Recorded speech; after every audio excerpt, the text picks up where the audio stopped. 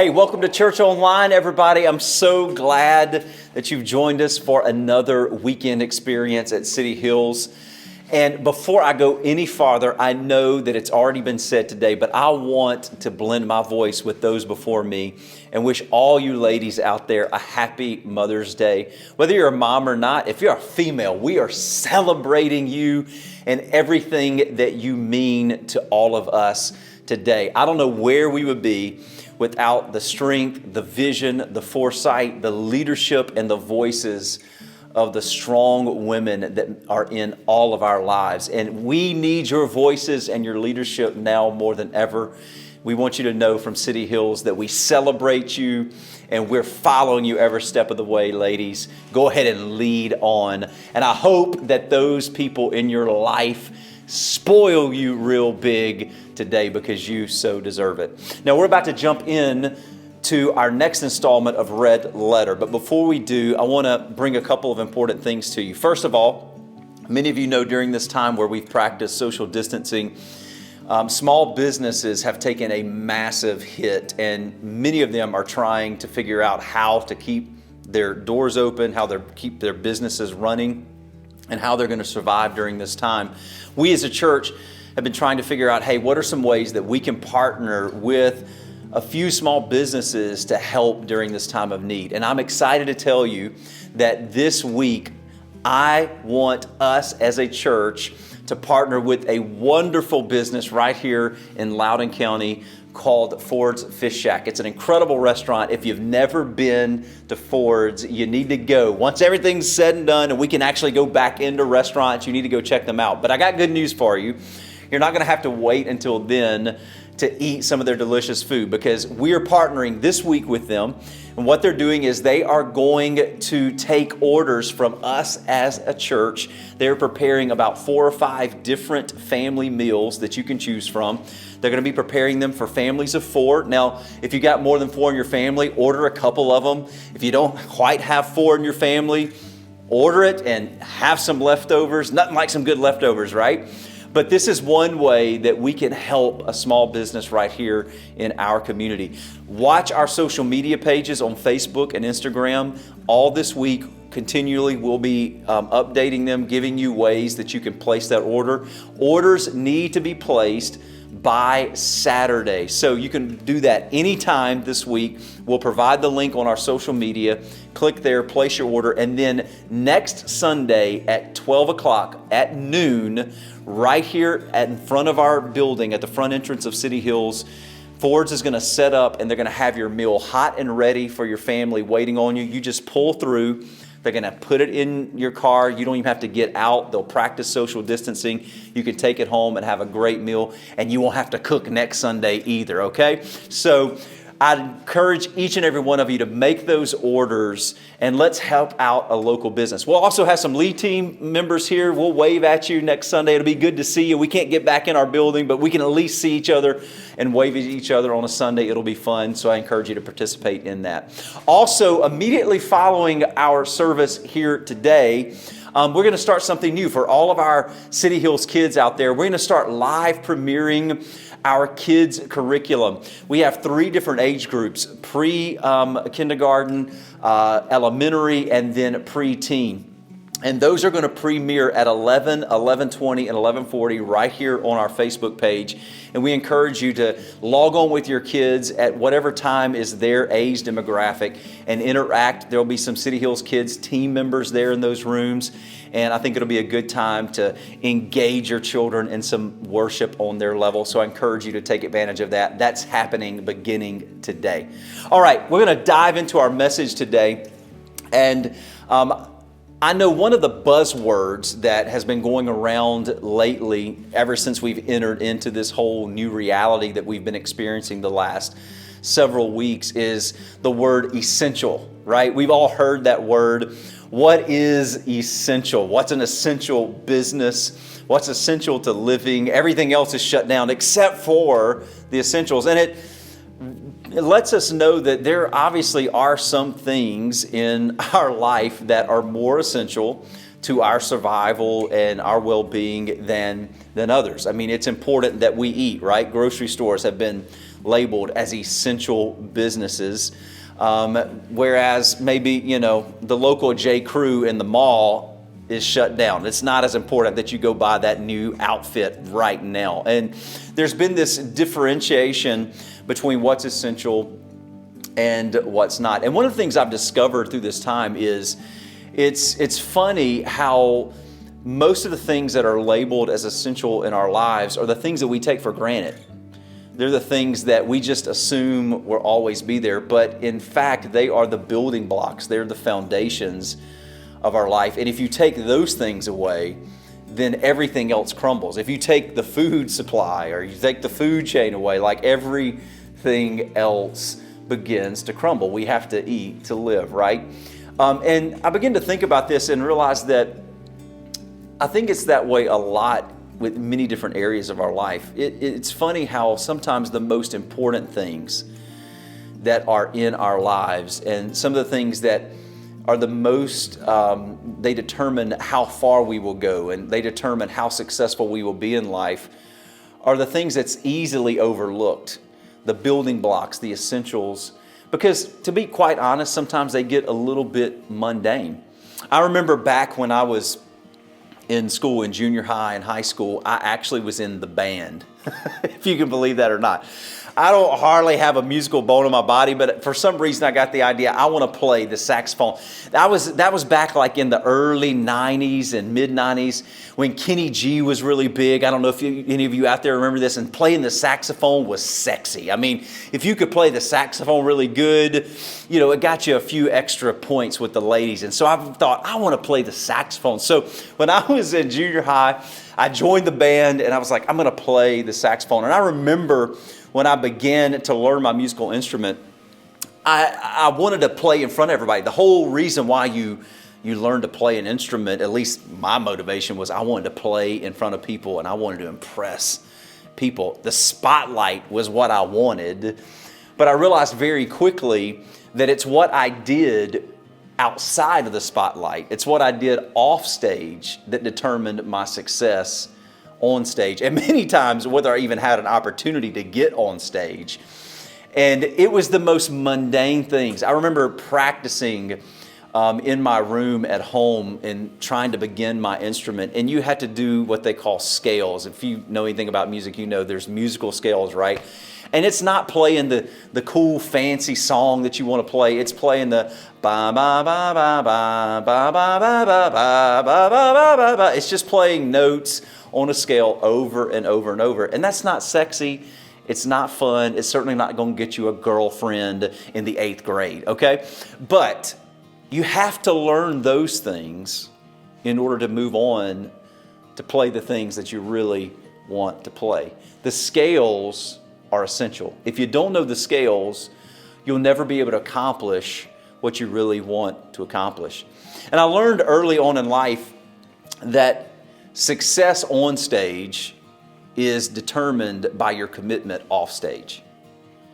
And the opportunities that come available to you is determined by how much effort you put into things when no one else is looking.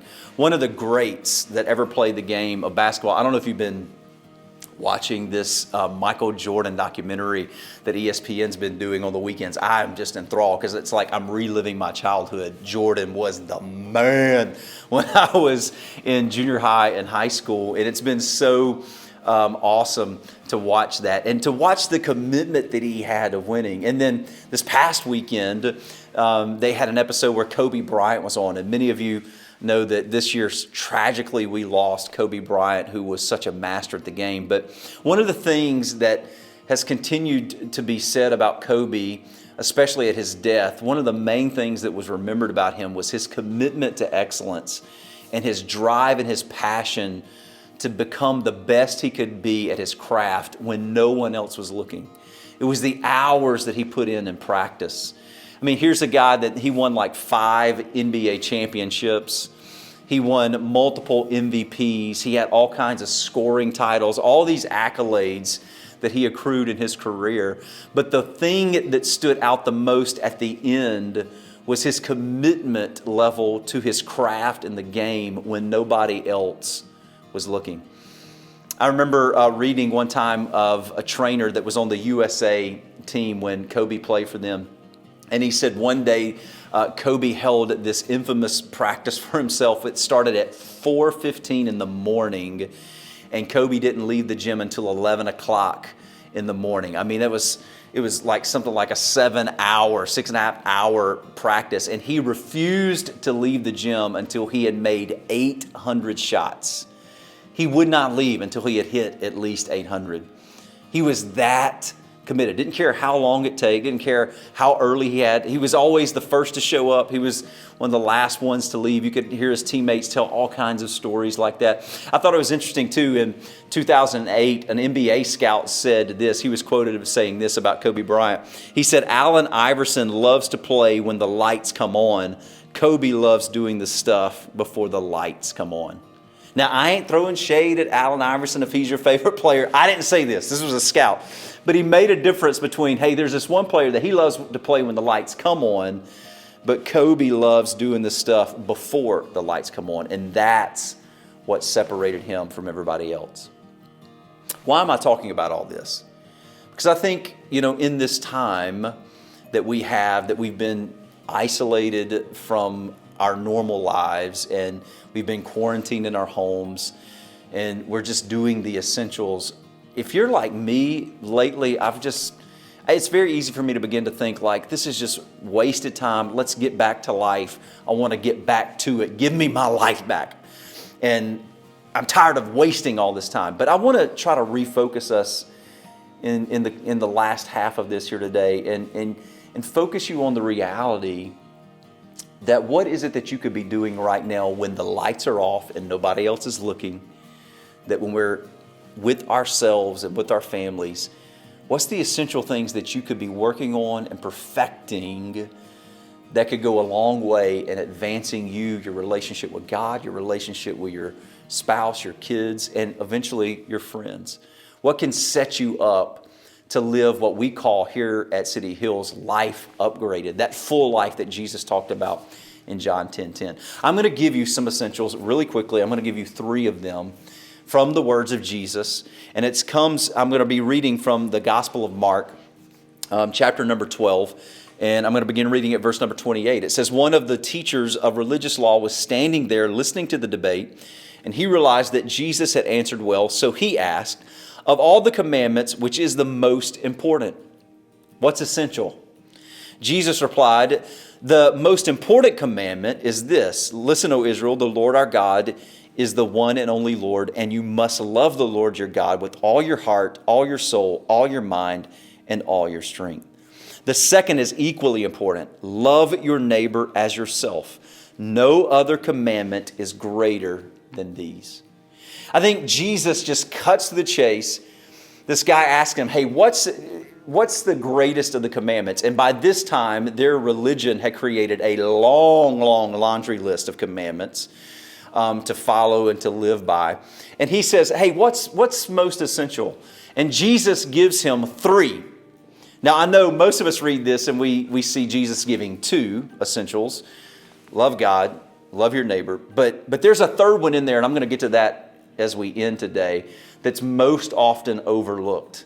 But let's take a look at the first 2 essential things and how we can live the fullest life and what we can be practicing even right now as we social distance to help engage ourselves in the full life that God has for us. First of all, you got to love God. He says the greatest commandment is love God. I love what Jesus says. He starts out by saying, the Lord our God, He is the one and only Lord. There's nothing else in competition with Him, that He and He alone is God.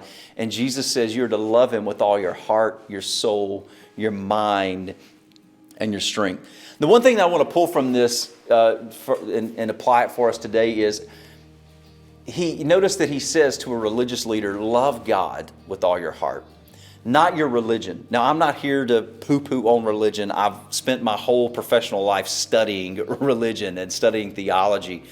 And I think in its proper place and with a proper perspective and good use, that it is certainly needed and it is good.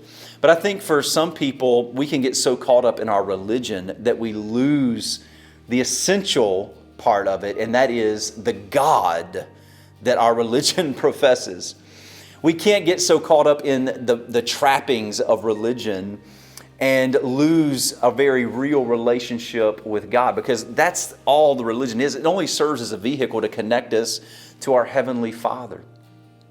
And the reason why I'm mentioning this now is I think because in a time where like our routines have been upended and everything that was normal has been turned upside down, we can't meet like we normally do. I don't know about you, but I miss meeting together in our building every Sunday. I love it. I thrive on it. I love worshiping God in a group of people. And I think that's needed. And we're going to get back to that. But I don't want you to lose sight of your relationship with God just because you don't have the normal trappings right now of what comes with religion. Like, because we can't physically get to a building, we can't physically be around other people that's helping us worship and engage in the Word. It would be easy maybe in this time when the lights are off and nobody's looking just to disengage. But I want to tell you that it's never been about the religious rituals. It's always been about a personal relationship with God. And when the lights are off and nobody's watching, don't lose your relationship. Now more than ever, fall in love with God again. Fall in love with God more than you ever have. Spend some time with Him. How do I do that? You heard us talk about this a lot around City Hills. Get a slot and a spot.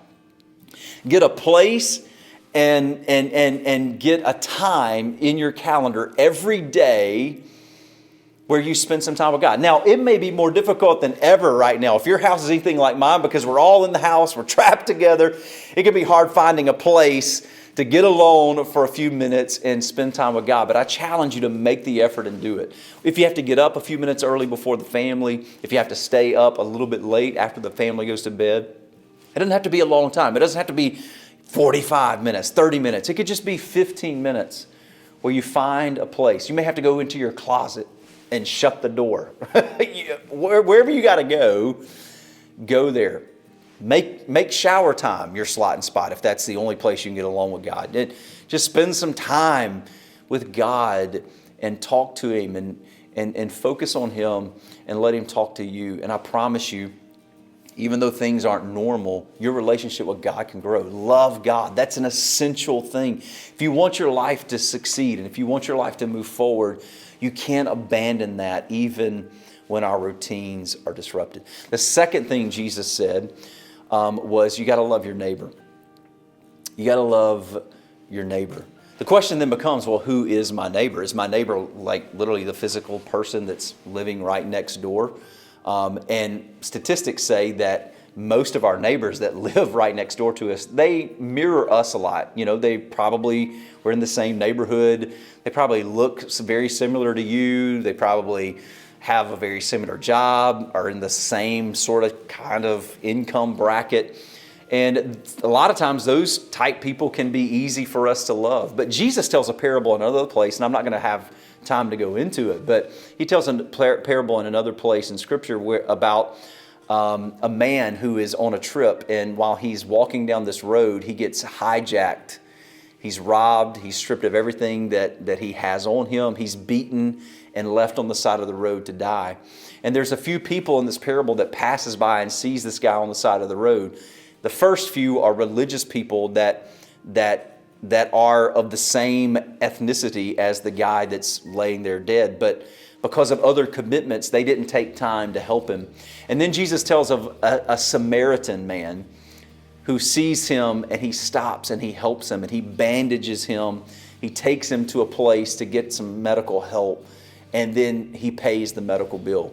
Now, the reason why it's important for us to understand that it was a Samaritan man that helped this guy is because Samaritans in the day of Jesus, the culture by and large looked down on them. They were very discriminated against. They were thought as outcasts. A lot of prejudice went toward them. Nobody wanted anything to do with Samaritans, but it was the Samaritan, when no one else would help, that stopped and helped this guy out. And Jesus was making the point that basically your neighbor is everyone. It's the person that looks and thinks and votes and all that most like you, but it's also the person that's on the extreme opposite of you. the person that doesn't vote like you, the person that doesn't look like you. And when Jesus says, love your neighbor, he says, love everybody. I don't want you to discriminate. I want you to love like I loved, and my love doesn't discriminate. I want you to love people that's like you, and I want you to love people that's not like you. And I want to encourage you that in this time, again, when the lights are off and we're kind of living in this different world for a little bit, you don't have to stop loving your neighbor. Right now, it may be those people that are in your immediate area. I would say certainly your neighbor is your family, those in your household. Love your family well during this time. And then find people in your everyday life, people that are in your neighborhood, and serve them. There's a lot that I don't like about this time, but one of the things that I think is an opportunity during this time is for us to actually be the church. And we can't all get together in one location and create this big, massive serve project where we go out and because of all the social distancing. But the one thing that we can do is what the church is supposed to have done all the time. And that is when I see a need, I serve a need. I don't have to wait for a program to be formed. I don't have to wait for someone to organize something with my life group or something at the church before I can actually serve somebody else. If we would just take the attitude that I'm going to see a need and I'm going to serve a need in this time, how God could use us to reach the world around us. So love God, love your neighbor. Those are essential. And then the third and final thing as I end this, that often is overlooked in this, is he said you have to love your neighbor as you love yourself. You have to love God, you have to love neighbor, but you also have to love yourself. And the third and final thing I want to tell you today, and what is essential for me to live the full life God has for me, is you got to learn to love yourself. I talked a little bit about this last week. It's very easy to not want to love ourselves right now. There's a lot I can see in me that is not quote unquote lovable. But I want you to know that you are God's creation and you have been fearfully and wonderfully made. And you are beautiful in God's sight. And you need to cut yourself some slack in this time. I talked about that last week, so I'm not going to go deep into that this week. But I do want you to know that you are worthy of love. And you are worthy of self-love. And I found out this in life, that I can't really love others well until I first have learned to love myself well. Until I first have learned. Because I found out if I'm so consumed with loving everybody else and I hate myself, then all of a sudden my love ceases to be pure, because I'm looking for everybody else for love. I'm looking from everybody else for affirmation. And so me loving them is not me loving them out of the purity of my heart. Me loving them actually has a motive behind it. I'm going to love them so that they would love me in return, and I would feel that affirmation. And that's not what really love is. Love is about me giving something, expecting nothing in return. But you can't do that until you first learn to love yourself. And I want to talk to each and every one. This is for all you moms out there especially, because moms have a real hard time, because you spend all your day trying to serve everybody else, your kids and everybody else in the house. You need to take some time for yourself. And I know it's hard again during this time to find some of that. But take some time and love yourself. Serve yourself. And you'll find the more you love yourself, the easier it will become to love others and your neighbors. And the easier it even is to become to love God. It's essential. You can't love your neighbor unless you first learn to love yourself. You're worthy of that investment. You are worthy of love. And stop taking cues from other people who aren't giving you maybe the love that you deserve, and think because they don't give it to you that you are not lovable. Yes, you are. You are lovable. You have insurmountable value and worth, and you are worth your own personal investment. So take some time, especially all you moms, this Mother's Day, you have a license. Give your kids to your husband today and say, I'm going. If he's even just driving for 45 minutes, taking a drive out in the country, if it's going into the bathroom, taking a long bubble bath, whatever it is, learn to love yourself well and don't feel guilty about it And by learning to love yourself well, it's essential you'll learn to love your neighbors well and those around you well. And it'll also help you connect to your Heavenly Father in a better and greater way. The 3 essentials you got to keep doing when the lights are off and you're off stage. Because if you're going to live your best life on stage and you're going to be the most productive when everybody's watching, you got to learn to nail down the scales. You got to learn how to shoot the free throws when nobody's watching. And that's loving God, loving your neighbors, and loving yourself well as well. Let's bow our heads. Jesus, I love you. And thank you for this time. God, I pray that you would touch each and every person under the sound of my voice right now. I pray, God, that in this unique season that we would not forsake the things that are most essential, and that is learning to love you. That we don't need the crutch of any system to connect us to you, that you are a real living God that can meet us anytime, any place, and you want a relationship with us. And so I pray that you would help us to find a slot and a spot during this time every day, and let us connect with you and grow our relationship with you. I pray that you would let us love our neighbors well. Help us to see needs and serve them when we see them. We don't have to wait on some organized effort. We can, right where we are, when no one's watching, when no one's looking to pat us on the back, we can just see a need and serve a need. And that, God, is worth everything.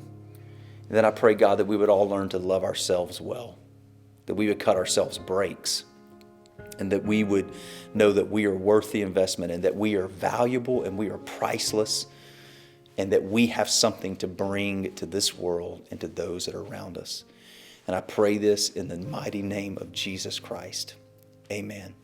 Hey, happy Mother's Day once again, everybody. I love you.